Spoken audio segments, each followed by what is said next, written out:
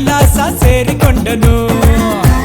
ಕಾಣದಂತೆ ಮಾಯವಾದನು, ನಮ್ಮ ಶಿವ ಕೈಲಾಸ ಸೇರಿಕೊಂಡನು. ಕೊಡುವುದನ್ನು ಕೊಟ್ಟು ಬಿಡುವುದನ್ನು ಬಿಟ್ಟು, ಕೊಡುವುದನ್ನು ಕೊಟ್ಟು ಬಿಡುವುದನ್ನು ಬಿಟ್ಟು, ಕೈಯ ಕೊಟ್ಟು ಓಡಿ ಹೋದನು. ಕಾಣದಂತೆ ಮಾಯವಾದನು, ನಮ್ಮ ಶಿವ ಕೈಲಾಸ ಸೇರಿಕೊಂಡನು.